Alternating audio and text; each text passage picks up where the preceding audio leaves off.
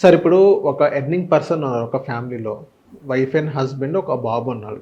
So, ఈ earning person ఏం చేశారంటే ఆయన టర్మ్ ఇన్స్యూరెన్స్ తీసుకున్నారు. టర్మ్ ఇన్స్యూరెన్స్ తీసుకున్న తర్వాత సహజ మరణాలు జరుగుతూనే ఉంటే అన్‌ఫార్చునేట్‌లీ వాళ్ళ ఇంట్లో కూడా చనిపోవడం జరిగింది. సో, 2 క్రోర్స్ అంటూ టర్మ్ ఇన్స్యూరెన్స్ భాగంగా ఒక ఫ్యామిలీకి రావడం జరిగింది. ఇప్పుడు ఆ ఫ్యామిలీ మెంబర్స్ ఈ 2 క్రోర్స్‌ని ఎలా స్పెండ్ చేయాలి? ఎక్కడెక్కడ ఇన్వెస్ట్‌మెంట్ చేయాలి? లేకపోతే మొత్తం ఇన్వెస్ట్‌మెంట్ ఒక సెక్టార్‌లో పెట్టాలా? లేకపోతే పార్టిషన్స్ చేసి డైవర్ట్ చేయాలంటారా? అసలు ఫస్ట్ ట్రెడిషనల్‌గా మన దగ్గర జరిగే ప్రాసెస్ ఏంటో ఒకసారి గమనిస్తే, ఎర్లీ ఏజెస్‌లోనే అనుకోని పరిస్థితుల వల్ల ఎర్లీ డెత్స్ అనేవి కామన్‌గా జరుగుతున్నాయి.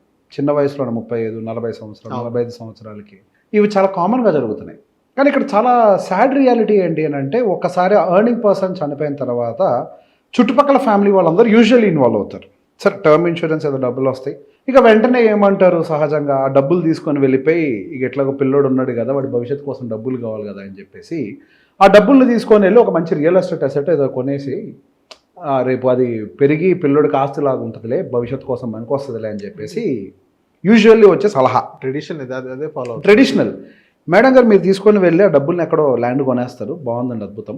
కానీ ఆ ల్యాండ్ ఇప్పుడు మీ అబ్బాయి వయసు ఏదో ఒక 7, 8 ఏళ్ళు ఏదని అనుకున్నా కానీ 20 ఏళ్లకు ఎప్పటికో మీ అబ్బాయి పెళ్లి చేసుకుని సెటిల్ అవుతాడు. కానీ 20 ఏళ్ల పాటు మీ ప్రతిరోజు ఏం తిని బతుకుతారు?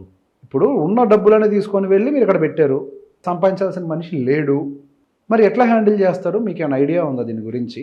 మీ అబ్బాయికి మరి ప్రతి సంవత్సరం స్కూల్ ఫీజులు కట్టాలి కదా. ఎంత అండి స్కూల్ ఫీజు? 1,20,000 సరే, కట్టాలి కదా మరి స్కూల్ ఫీజులు. ప్రతి నెల మీ ఇంటికి ఒక ఖర్చులు ఉన్నాయి కదా, మరి వాటిని ఎట్లా బేర్ చేస్తారు? ఇదో పెద్ద ప్రశ్నగా మారింది.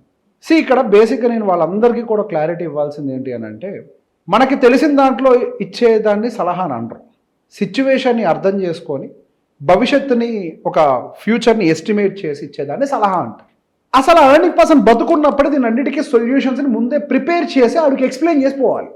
ఇవాళ రాత్రి నిద్రపోయిన తర్వాత పొద్దున నిద్రలేగుస్తున్న గ్యారంటీ కూడా ఈ ప్రపంచంలో ఎవరికీ లేదు. ఎవరికి లేదు.